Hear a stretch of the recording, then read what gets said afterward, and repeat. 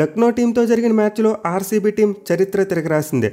228 పరుగుల భారీ టార్గెట్ను చేసి తమ హిస్టరీలో అతిపెద్ద విజయాన్ని నమోదు చేసుకున్నారు. In fact the most memorable win అని చెప్పుకోవచ్చు. ఎందుకంటే విజయం ద్వారా ఆర్సీబీ టీం టాప్ 2కి క్వాలిఫై అయిపోయారు.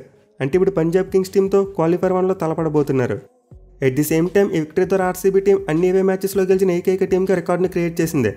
అంటే వాళ్ళు ఈ సీజన్లో తమకు ఎలోట్ చేసిన 7 అవే మ్యాచెస్లో కూడా గెలిచేశారు. అంటే ఇప్పటివరకు ఐపీఎల్ చరిత్రలో ఇప్పుడు కూడా లీగ్ స్టేజ్లో ఇలా జరగలేదు. ఒక టీం 100% స్ట్రైక్ రేట్తో అన్ని వే మ్యాచెస్ గెలవడం ఇదే ఫస్ట్ టైం. మరీ ముఖ్యంగా ఆర్సీబీ టీం ఈ మ్యాచ్ గెలిచిన తీరైతే అబ్సల్యూట్లీ మైండ్ బ్లోయింగ్. నిజంగా పంత్ బ్యాటింగ్ చూసిన తర్వాత ఆర్సీబీ టీం సగం మ్యాచ్ ఓడిపోయిందేమనుకున్నాం. అయితే విరాట్ కోహ్లీ ఒక బ్రిలియంట్ ఇన్నింగ్స్తో ఆర్సీబీ టీంను చేజింగ్లో ముందుకు తీసుకెళ్లాడు. బట్ అతను ఎప్పుడైతే అవుట్ అయ్యాడో మళ్ళీ ఆశలన్నీ సన్నగిల్లాయి.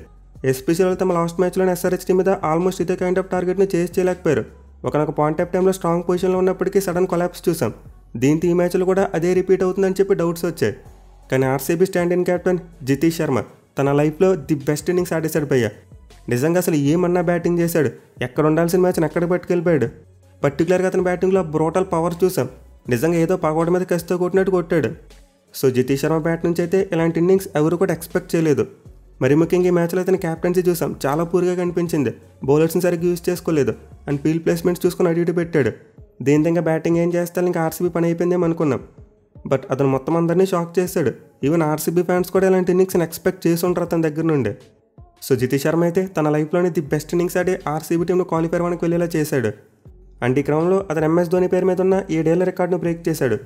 అదేంటంటే ఈ మ్యాచ్లో జితేష్ శర్మ నెంబర్ 6లో బ్యాటింగ్ వచ్చి 85 రన్స్ కొట్టాడు. అంటే ఇప్పటివరకు ఐపీఎల్ లిస్టులో ఏ బ్యాట్స్మెన్ కూడా నెంబర్ 6 లేదా అంతకంటే కింద వచ్చి ఇన్ని రన్స్ కొట్టలేదు. ప్రీవియస్కి రికార్డ్ మహేందర్ సింగ్ ధోని పేరు మీద ఉండేది. అది కూడా అతను ఆర్సీబీ టీం మీద కొట్టాడు 2018 సంవత్సరంలో. సో ప్రీవియస్గా ధోని ఆర్సీబీతో జరిగిన ఒక మ్యాచ్లో 34 బంతులు 70 పరుగులు చేసి ఈ రికార్డుని తన పేరు మీద రాసుకున్నాడు. కానీ ఈ మ్యాచ్లో జితేష్ శర్మ ఆ రికార్డును బ్రేక్ చేసి ఒక సరికొత్త చరిత్రని క్రియేట్ చేశాడు. అండ్ ఆల్సో ముందు చెప్పుకున్నట్టే ఆర్సీబీ టీంకి ఇది చేసింగ్ విషయంలో అతిపెద్ద విన్. ప్రీవియస్గా వాళ్ళు ఇప్పుడు కూడా ఇంత పెద్ద టార్గెట్ని చేసిందే లేదు. ఇన్ఫాక్ట్ 200+ టార్గెట్ని చేయడం అంటే వాళ్ళు ఎక్కువగా ఓడిపోతూ ఉంటారు. సో నిజంగా ఇదైతే ఆర్సీబీ టీంకి ఒక land mark kind of win అని చెప్పుకోవాలి.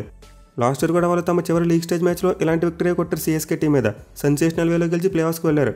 అండ్ ఇప్పుడు చూసుకుంటే సేమ్ అదే kind of sensation, but position మారింది అంతే. అప్పుడు చూసుకుంటే 4th ప్లేస్ కోసం పోరాడారు, బట్ ఇప్పుడు చూసుకుంటే టాప్ 2 కోసం పోరాడారు. సో ఈ మ్యాచ్లో అయితే చాలా రికార్డ్స్ బ్రేక్ అయ్యాయి. అండ్ ఎంటర్టైన్మెంట్ విషయంలో చూసుకుని ఎక్కడా కూడా తక్కువ లేదు. మెయిన్లీ దిగ్వేష్ రాతే ఫుల్ ఎంటర్టైన్మెంట్ ఇచ్చాడు మరోసారి. అది కూడా ఈ మ్యాచ్ 17th ఓవర్లో 2 సార్లు అతను పరుగు పోవడం చూసాం. సో దిగ్వేష్ రైతే నో బాల్ మరి నాన్ స్ట్రైక్ రన్అట్ గురించి వీడియోలో కాస్త ముందుకెళ్ళక మాట్లాడుకుందాం. ఈ 17th ఓవర్ డ్రామా గురించి వీడియోలో కాస్త ముందుకెళ్ళక పూర్తిగా ఎక్స్ప్లెయిన్ చేస్తాను. సో ప్రస్తుతానికైతే మనం ఈ మ్యాచ్లో ముందు మాట్లాడుకోవాల్సింది రిషబ్ పంత్ బ్యాటింగ్ గురించే. అసలు ఏమన్నా బ్యాటింగ్ చేశాడు భయ్య. మొత్తం ఈ సీజన్లో తన ఫెయిల్యూర్స్ వల్ల వచ్చిన ఫ్రస్ట్రేషన్ అంతా పోయేలా చిత్తకొట్టి పాడేశాడు. అసలు రిషబ్ పంత్ బ్యాట్ నుంచి ఇలాంటి కైండ్ ఆఫ్ ఇన్నింగ్స్ నేనైతే ఎక్కడ కూడా ఎక్స్పెక్ట్ చేయలేదు. నిజంగా ఈ మ్యాచ్లో తను చేసిన బ్యాట్ స్వింగ్ కానీ హిట్టింగ్ కానీ ఏం చూసుకున్నా సరే అన్నీ కూడా అబ్సల్యూట్లీ పీక్లో ఉన్నాయి. ఇన్ఫ్యాక్ట్ టెస్ట్ ఫార్మేట్లో ఆడే వింటేజ్ రిషబ్ పంత్ని తీసుకొచ్చాడు ఈరోజు. సో ఈ మ్యాచ్లో అయితే ఆర్సీబీ టీం టాస్ గెలిచి ముందుగా ఫీల్డింగ్ తీసుకున్నారు. అండ్ వాళ్ళ టీంలో చూసుకుంటే మార్పులు జరిగాయి. మెయిలీ టీమ్ డేవిడ్ మరి జాస్ హెజ్ల్వుడ్ లాంటి ప్లేయర్స్ అందుబాటులో లేరంట. దీనివల్ల కొత్త ప్లేయర్స్ని తీసుకొచ్చారు. అలాగే మరోసారి పటిడార్ క్యాప్టెన్గా లేడు. దీంతో జితేష్ శర్మనే క్యాప్టెన్గా వచ్చాడు. ఇక లక్నో టీంలో చూసుకున్నా మనం చెప్పుకున్న 2 మార్పులే జరిగాయి. మార్కరం బయటకు వెళ్ళిపోయాడు, అతని ప్లేస్లో కొత్త ఓపెనర్ వచ్చాడు. అలాగే దిగ్వేష్ రాయితే కూడా వచ్చాడు. సో లక్నో టీంకి అయితే మరీ అంత బ్లిస్టరింగ్ స్టార్ట్ అయితే రాలేదు. మిచెల్ మార్ష్ స్ట్రగుల్ అవడం చూసాం. అలాగే మ్యాచ్ బ్రేచ్కే చూసుకున్న అతను కూడా స్ట్రగుల్ అవుతూనే బ్యాటింగ్ చేశాడు. ఎస్పెషల్లీ స్టార్టింగ్లో నవాంతో షరా బాల్ని బీభత్సంగా స్వింగ్ చేశాడు. అసలు అతను బాల్ని పిచ్ మీద ల్యాండ్ చేయకుండానే గాల్లోనే బీభత్సంగా స్వింగ్ చేశాడు. దీంతో కొన్ని ఎడ్జెస్ కూడా చూసాం. ఇన్ఫాక్ట్ స్టార్టింగ్లో లక్నో ఓపెనర్స్కు లక్కు కలిసి వచ్చిందని చెప్పుకోవచ్చు. బట్ మ్యాచ్ అయితే స్వింగ్ని టాలరేట్ చేయలేకపోయాడు. నవాంతో షరా బౌలింగ్లో అవుట్ అయిపోయాడు. అయితే తర్వాత చూసుకుంటే మాత్రం ఒక బిగ్గెస్ట్ పార్ట్నర్షిప్ రిషబ్ పంత్ మరి మిచెల్ మార్ష్. అసలు వీళ్ళిద్దరూ మ్యాచ్ని కంప్లీట్గా 1 సైడ్ చేసి పాడేశారు. 2 వికెట్కి 50 కాదు 100 కాదు, ఏకంగా 152 పరుగుల పార్ట్నర్షిప్ యాడ్ చేశారు. సో ఇద్దరు పార్ట్నర్షిప్లో చూసుకుంటే మిచెల్ మార్ష్ కొంతవరకు స్ట్రగుల్ అవ్వడం చూసాం. బట్ రిషబ్ పంత్ చూసుకుంటే మాత్రం వచ్చినప్పటి నుంచి కొడుతూనే ఉన్నాడు. పర్టికులర్గా స్టార్టింగ్లోనే మోకాలు వేసి ఒక 6 కొట్టాడు. అంటే చూసాక అర్థమైపోయింది ఈరోజు రిషబ్ పంత్ గట్టిగా ఆడబోతున్నాడని చెప్పి. ఎందుకంటే అతను బాల్ని చాలా బాగా టైం చేశాడు అండ్ మంచి ప్రిషన్తో కొట్టాడు. ఇన్నింగ్స్లో అయితే మనం ఎప్పుడు చూసే పంత్ వెరైటీ చూసాం. అంటే డిఫరెంట్ కైండ్స్ ఆఫ్ షాట్స్ అన్నీ ఆడేశాడు. అయితే అన్నింటికంటే ఎక్కువ సాటిస్ఫాక్షన్ ఇచ్చిన షాట్స్ ఆఫ్ సైడ్ కొట్టిన షాట్స్. నిజంగా కవర్స్ పైన కొట్టిన 6లు కానీ 4లు కానీ అలాగే తను ఆడిన కట్ షాట్లు కానీ అన్నీ కూడా చూడడానికి చాలా చక్కగా అనిపించాయి. వేరేజ్ లెగ్ సైడ్ కొట్టిన షాట్స్ చూసుకుంటే అతను డామినేషన్ గురించి బాగా తెలుసు. బ్రోటల్ పవర్తో కొడతాడు. సో పంత్ అయితే ఆల్మోస్ట్ 360 degreesలో ప్రతి వైపుకి కూడా బాల్ కొట్టాడు. మెయిల్ అతని ఇన్నింగ్స్లో 11 4లు ఉంటే 8 6లు ఉన్నాయి. సో రిషబ్ పంత్కి అయితే ఇది ఐపీఎల్లో 2వ సెంచరీ. ఓవరాల్గా చూసుకుంటే 61 బంతులో 118 పరుగులు చేశాడు. అలాగే తొందరపడి మిచెల్ మార్ష్ చూసుకున్న తన ఫామ్ని కంటిన్యూ చేశాడు. 37 బాల్స్లోనే 67 రన్స్ కొట్టాడు. మెయిలీ తన ఇన్నింగ్స్ని నెమ్మదిగానే స్టార్ట్ చేసినప్పటికీ ఆ తర్వాత పికప్ అయి పంచుతో కలిసి విధ్వంసం చేశాడు. సో లెఫ్ట్ రైట్ జోడి బ్యాటింగ్ చేస్తున్నంతసేపు ఆర్సీబీ టీంకి ఏం చేయాలో కూడా అర్థం కాలేదు. పర్టికులర్గా వాళ్ళ బౌలర్ స్కేల్ ఎంత వేయాలో కూడా అర్థమయ్యేది కాదు. ఎందుకంటే మిచెల్ మార్ష్ చూసుకుంటేనేమో పొడుగ్గా ఉంటాడు, కానీ పంచ్ చూసుకుంటే షార్ట్గా ఉంటాడు. దీంతో ఇద్దరికి సేమ్ లెంత్ వేస్తే కుదరదు. అలాగే ముందు చెప్పినట్టు లెఫ్ట్ రైట్ కాంబినేషన్ ఒకే లైన్ కూడా వేయలేరు. సో ఇన్ని డిఫరెన్సెస్ ఉండడం వల్లే ఆర్సీబీ బౌలర్స్ ఫాస్ట్గా సెట్ కాలేకపోయారు. పైగా ఇద్దరు చాలా అటాకింగ్ వేలో బ్యాటింగ్ చేశారు. అండ్ దీన్ని కౌంటర్ చేయడానికి ఆర్సీబీ టీం చాలా కష్టాలు పడింది. సో మొత్తం మీద 2 ఎండ్స్ నుంచి కూడా ఫైర్ పవర్ రావడంతో ఇంకా ఆర్సీబీ టీంకి ఏం చేయాలో అర్థం కాలేదు. కేవలం నవాన్తో షరా బౌలింగ్ చేసినప్పుడు మాత్రమే తక్కువ రన్స్ వచ్చేవి, కానీ మిగతా ఏ బౌలర్ వచ్చినా సరే ధారాళంగా రన్స్ ఇచ్చుకోవడమే. సో టు బీ ఫ్రాంక్, ఈ మ్యాచ్లో అయితే ఆర్సీబీ బౌలింగ్ ఎక్కడ కూడా మంచిగా లేదు. కేవలం తుషార మరియు కృణాల్ పాండే ఇద్దరు మాత్రమే పొదుపుగా వేశారు.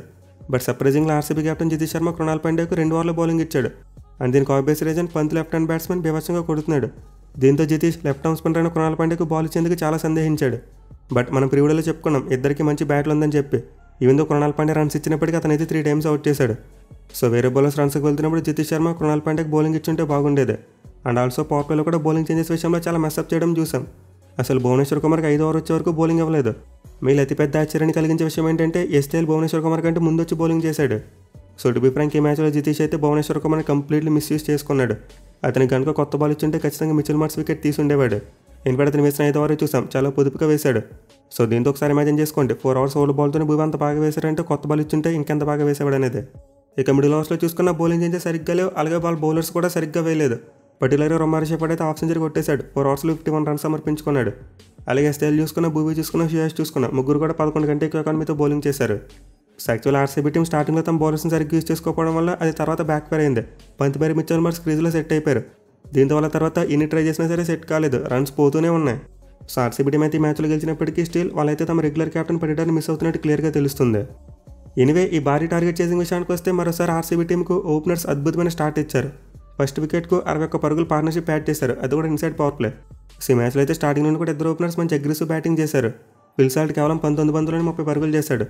అండ్ విరాట్ కోహ్లీ చూసుకుంటే అసలు ఏమన్నా బ్యాటింగ్ చేశాడు, ప్యూర్ క్లాస్ మాట. 30 బాల్స్లో 55 రన్స్ కొట్టాడు. బట్ తన ఇన్నింగ్స్లో ఒక్క సిక్సర్ కూడా లేదు. ఆల్ ది గ్రౌండ్ అన్ని కూడా రిస్క్ ఫ్రీ షాట్లు ఆడాడు. సో ఒక బ్యాట్స్మెన్ రిస్క్ ఏమీ తీసుకోకుండా 180 స్ట్రైక్ రేట్తో బ్యాటింగ్ చేశారంటే మనం అర్థం చేసుకోవచ్చు అతని క్లాస్ ఏ రేంజ్లో ఉందనేది. ఇన్ఫాక్ట్ గట్టిగా మాట్లాడుకుంటే ఈ మ్యాచ్లో విరాట్ కోహ్లీ ఆడిన ఇన్నింగ్స్ ఈ సీజన్లో తన బ్యాట్ నుంచి వచ్చిన ది బెస్ట్ ఇన్నింగ్స్ అని చెప్పుకోవచ్చు. సో కోహ్లీ అయితే సాల్ట్ అవుట్ అయిపోయిన తర్వాత పటిడార్తో కలిసి ఒక చిన్న పార్ట్నర్షిప్ యాడ్ చేశాడు. బట్ మనకు క్విక్ టైంలో వాళ్ళు 2 వికెట్లు కోల్పోవడం చూసాం. పటిడార్ మరియు లివింగ్స్టన్ ఇద్దరు కూడా బ్యాక్ టు బ్యాక్ బాల్స్కి అవుట్ అయిపోయారు. దీంతో ఆర్సీబీ టీం 8 ఓవర్లకు 90 పరుగులు చేసినప్పటికీ 3 వికెట్లు కోల్పోయినట్టు అయింది. సో ఈ పాయింట్ ఆఫ్ టైంలో చూసుకుంటే ఆర్సీబీ టీం ఖచ్చితంగా ట్రబుల్లో పడిందని చెప్పుకోవచ్చు. బట్ అగైన్ విరాట్ కోహ్లీ, మయాంక్ అగర్వాల్తో కలిసి ఇన్నింగ్స్ను ముందుకు తీసుకెళ్లడం చూసాం. ఆ తర్వాత 4వ వికెట్కు 33 పరుగుల పార్ట్నర్షిప్ యాడ్ చేశాడు. దీంతో మళ్ళీ ఆర్సీబీ టీం చేసింగ్లో కంఫర్టబుల్గా వెళ్తున్నట్టుగా అనిపించింది. కానీ ఎప్పుడైతే విరాట్ కోహ్లీ బాల్ని గాల్లోకి లేపడానికి ట్రై చేశాడో అప్పుడే బ్రేక్ పడింది. ఆవేష్ ఖాన్ బౌలింగ్లో లాంగ్ ఆఫ్ ఫీల్డర్కి క్యాచ్ ఇచ్చి అవుట్ అయిపోయాడు. అండ్ ఈ షాట్ అయితే కంప్లీట్లీ మిస్ టైమ్ అయిందని చెప్పుకోవచ్చు. యాక్చువల్లీ విరాట్ కోహ్లీ కవర్స్ పైన కొడదాం అనుకున్నాడు, బట్ తను అనుకున్న కనెక్షన్ కుదరలేదు. సో వికెట్ పడేసరికి అయితే ఆర్సీబీ టీం 11.2 ఓవర్స్లో 123 పరుగులు చేశారు. అంటే వాళ్ళు ఆల్మోస్ట్ ఓవర్కి 11 పరుగులు చెప్పిన కొడుతూ వస్తున్నారు. కానీ వికెట్స్ చూసుకుంటే 4 పడిపోయాయి. అట్ ది సేమ్ టైం కొట్టాల్సిన స్కోర్ చూసుకుంటే 100 కంటే ఎక్కువ ఉంది. సో ఈ పాయింట్ ఆఫ్ టైంలో నాకు తెలిసి చాలామంది మ్యాచ్ మీద ఆశలు వదిలేసుకుని ఉంటారు. ఎందుకంటే ఎస్ఆర్హెచ్ టీంకి అగెన్స్ట్ కూడా ఆర్సీబీ టీం 4వ వికెట్ ఎప్పుడైతే కోల్పోయారో ఆ తర్వాత కొలాప్స్ అవ్వడం చూసాం. బట్ జితేష్ శర్మకి మాత్రం వేరే ప్లాన్స్ ఉన్నాయి. బ్యాటింగ్ వచ్చాడు, ఓచకోత కోసి పాడేశాడు. అసలు విరాట్ కోహ్లీ వికెట్ పడిన తర్వాత ఎల్ఎస్జీ టీంలో రిలాక్స్నెస్ చూసాం. వాళ్ళు ఆల్మోస్ట్ మ్యాచ్ గెలిచినంత హ్యాపీనెస్ ఫీల్ అయ్యారు. కానీ జితేష్ శర్మ బ్యాటింగ్ వచ్చి వాళ్ళకి కంటి మీద కుణుగు లేకుండా చేశాడు. కేవలం 33 బంతుల్లోనే 85 పరుగులు చేసి రికార్డ్ బ్రేకింగ్ విన్ అందించాడు ఆర్సీబీ టీంకి. సో జితేష్ శర్మ అయితే ఐపీఎల్ ఇప్పుడు కూడా ఇంత పెద్ద ఇన్నింగ్స్ ఆడలేదు. మనం ఆల్వేస్ అతని దగ్గర నుండి చిన్న చిన్న క్యామెల్ చూస్తాం. కానీ ఈ మ్యాచ్లో మాత్రం ఒక లాంగ్ ఇన్నింగ్స్ చూసాం. మెయిలీ అతను గత 4 ఏళ్ళకి ఆడుతున్నప్పటికీ ఈ మ్యాచ్ ద్వారానే తన ఫస్ట్ 50 కొట్టాడంటే అర్థం చేసుకోవచ్చు అతను బ్యాటింగ్ ఎంత షార్ట్గా ఉండేదనేది. చిన్న చిన్న క్యామ్ ఇన్నింగ్స్లోనే సరిపెట్టేసేవాడు. కానీ ఈ మ్యాచ్లో జితేష్ శర్మ దగ్గర నుండి ఆ లాంగ్ ఇన్నింగ్స్ చూసాం. అది కూడా చాలా క్రూషియల్ అండ్ ఇంపార్టెంట్ టైంలో వచ్చింది. సో జితేష్ అయితే ఫుల్ పవర్తో బ్యాటింగ్ చేశాడు. ఎస్పెషల్లీ అతని బ్యాట్స్మెన్కి అయితే టాప్ నచ్. అండ్ ఆల్సో మనం మయాంక్ అగర్వాల్ బ్యాటింగ్ గురించి కూడా మాట్లాడుకోవాలి. అతను కూడా ఏమాత్రం తక్కువ కాదు, అది రెండో చాలా మంచి సపోర్ట్ ఇచ్చాడు. ఇన్ఫాక్ట్ కొంతమంది అతను యాంకర్ ఇన్నింగ్స్ ఆడాడేమో అనుకుంటారు. బట్ నిజానికి మయాంక్ అగర్వాల్ కూడా 178 స్ట్రైక్ రేట్తో బ్యాటింగ్ చేశాడు. 23 బాల్స్లోనే 41 రన్స్ కొట్టేశాడు. So Jitesh Sharma almost 260 strike రేట్తో బ్యాటింగ్ చేయడం వల్ల మయాంక్ అగర్వాల్ ఇన్నింగ్స్ ఒక యాంకర్ ఇన్నింగ్స్లా కనబడుతుంది. కానీ నిజానికి పంత్కి మిచెల్ మార్ష్ అలాంటి సపోర్ట్ ఇచ్చాడు, జితేష్ శర్మకి మయాంక్ అగర్వాల్ అలాంటి సపోర్ట్ అందించాడు. ఇద్దరు కలిసి అజయంగా 5వ వికెట్కు 107 పరుగుల భారీ పార్ట్నర్షిప్ యాడ్ చేశారు. అయితే ఈ పార్ట్నర్షిప్లో పూర్తి డామినేషన్ మాత్రం జితేస్తే 107 రన్స్లో 85 రన్స్ అతనమే ఉన్నాయి. బట్ ఎనివే వీళ్ళిద్దరూ బ్యాటింగ్ చేస్తున్నప్పుడు 17th ఓవర్లో ఫుల్ డ్రామా చూసాం. దిగ్విజయ్ అయితే ఫస్ట్ బాల్కి జితేష్ శర్మను అవుట్ చేశాడు. అతను 49 రన్స్ దగ్గర ఉన్నప్పుడు ఒక రివర్స్ స్వీప్ షాట్ ఆడాడు. మరి దాని ఆయుష్ పదిని చక్కగా గ్రాప్ చేసుకున్నాడు. అండ్ ఆల్సో వికెట్ పడిన వెంటనే దిగ్విజయ్ దగ్గర నుండి ఆ నోట్బుక్ సెలబ్రేషన్ కూడా చూసుకున్నాం. బట్ గ్రౌండ్ మ్యాచ్ చేసుకున్నాడు. అయితే సెలబ్రేషన్ ముగిసిన తర్వాత అంపైర్ నోబాల్గా కాల్ చేయడం అండ్ సైరన్ మోగడం చూసాం. సో యాక్చువల్లీ దిగ్విజయ్ అయితే బ్యాక్ ఫుట్ నోబాల్ వేశాడు. వైడ్ ఆఫ్ ది క్రీజ్ వచ్చి బౌలింగ్ చేయడానికి ట్రై చేస్తూ రిటర్న్ క్రీజ్ని తొక్కేశాడు. దీంతో అతను బ్యాట్ లక్ కొద్దీ వికెట్ పడిన బాల్ నోబాల్ అయింది. అయితే దీనికంటే పెయిన్ఫుల్ థింగ్ ఏంటంటే నెక్స్ట్ బాల్కి జితేష్ శర్మ 6 కొట్టడం చూసాం. సో మీ 6 తర్వాత అతని ఫేస్ చాలా మాడిపోయింది. ఇన్ఫాక్ట్ ఆ తర్వాత దేవర్లో నాన్ స్ట్రైక్ రన్లో జితేష్ శర్మను రన్అట్ చేయడానికి కూడా ట్రై చేశాడు. సో యాక్చువల్లీ రన్అట్ అటెంప్ట్ చేయడంలో ఎలాంటి తప్పు లేదు, ఎందుకంటే ఇది విత్ ఇన్ ద రూల్స్ ఉంది. బట్ దిగ్విజయ్ అయితే చేసిన మిస్టేక్ ఏంటంటే కంప్లీట్లీ ఇంటెన్షనల్ అదే. అంటే మీరు అటు క్లియర్గా చూడండి, బ్యాట్స్మెన్ ఎలాంటి అడ్వాంటేజ్ తీసుకోవట్లేదు. ఈవెన్ అంతకు ముందు బాల్స్ చూసుకున్న జితేష్ శర్మ క్రీజ్లోనే ఉంటున్నాడు బాల్ వేసే వరకు. ఈవెన్ ఆ రన్అట్ టైంలో కూడా జితేష్ శర్మ అక్కడ కూడా క్రీజ్ దట్ అడ్వాన్స్గా ముందుకు వెళ్ళలేదు. జితేష్ శర్మ తన ఫ్రంట్ ఫుట్ ల్యాండ్ చేసే వరకు తనని చూస్తూనే ఉన్నాడు. అందులో అతను బౌలింగ్ స్టైల్లోకి వెళ్ళిన తర్వాత చిన్న మూమెంట్ ఇచ్చాడు. సో ఇదైతే నార్మల్గా ప్రతి బ్యాట్స్మెన్ చేసేదే. కానీ దిగ్విజయ్ ఏంటంటే ఇంటెన్షనల్గా తన క్రీజ్ వదిలే వరకు వెయిట్ చేసి రన్అట్ చేశాడు. బట్ అతను చేసిన విధానం అయితే రూల్స్కి విరుద్ధం. బౌలర్ ఎప్పుడైతే తన బౌలింగ్ స్టైల్లోకి వెళ్ళి పాపింగ్ క్రీజ్ దాటాడో ఆ తర్వాత రన్అట్ని యాక్సెప్ట్ చేయరు. ఇన్ఫాక్ట్ దిగ్విజయ్ అయితే క్లియర్లీ చాలా అడ్వాన్స్కి వెళ్ళిపోయాడు. అతను బాల్ వేసి ఉంటే అది నో బాల్ అయ్యేది. సో ఒకవేళ బ్యాట్స్మెన్ నిజంగానే అడ్వాంటేజ్ తీసుకునేలా ఉంటే బౌలర్ బౌలింగ్ స్టైల్లోకి రాకముందే క్రీజ్ వదిలి బయటకు వెళ్ళిపోతాడు. అండ్ ఈ టైంలో రన్అట్ అటెంప్ట్ చేయొచ్చు, అలాంటి తప్పు లేదు. మరి అక్కడ జితేష్ శర్మ దిగ్విజయ్ అయితే ఒక చూస్తూనే ఉన్నాడు. బౌలింగ్ స్టైల్లోకి వచ్చి బాల్ వేసేంత వరకు కూడా చూస్తూనే ఉన్నాడు. ఈవెన్ ఆ రన్అట్ టైంలో కూడా చూస్తూనే ఉన్నాడు. సో క్లియర్లీ దిగ్విజయ్ అయితే రన్అట్ అటెంప్ట్ కడుపు మండిపోయి చేసినట్టు అనిపించింది. అంటే మన పరిభాషలో చెప్పాలంటే ఉడుగుపోయి చేస్తారంటాం చూడు, అలా చేసినట్టుంది. అయితే అంపైర్ డిసిషన్ ఇచ్చే టైంలో రిషబ్ పంత్ తమ అప్పీల్ని వెనక్కి తీసుకోవడం చూసాం. అండ్ దీనైతే మనం ఖచ్చితంగా మెచ్చుకొని తీరాలి. ఎందుకంటే అది రీప్లేలో చూసిన తర్వాత అవుట్ అని వచ్చినా లేకపోతే నాట్ అవుట్ అని వచ్చినా అప్పీల్ని వెనక్కి తీసుకుందామని మైండ్ సెట్లోనే ఉన్నాడంట. సో డెఫినెట్లీ పంత్ తీసుకునే డెసిషన్ అయితే మంచిదే. అక్కడ అలాంటి ఎక్స్ట్రా ఆర్గ్యుమెంట్స్ జరగకుండా చాలా కూల్గా పరిస్థితులను చక్కదిద్దాడు. ఇన్ఫాక్ట్ జితేష్ శర్మ వచ్చి అతను హక్ చేసుకోవడం కూడా చూసాం. ఇక తర్వాత చూసుకుంటే జితేష్ శర్మ మళ్ళీ తన మోతను కొనసాగించాడు, చెత్త కొడుతూనే ఉన్నాడు. అయితే లక్నో టీం అతని విషయంలో మరో ఛాన్స్ని కూడా మిస్ చేసుకున్నారు. విలియం మోరూట్ బౌలింగ్ చేసినప్పుడు ఆ మిక్సప్ చూసాం. మయాంక్ అగర్వాల్ మరి జితేష్ శర్మ ఇద్దరు ఆల్మోస్ట్ ఒకే హ్యాండ్లోకి వచ్చేసినంత పని అయ్యింది.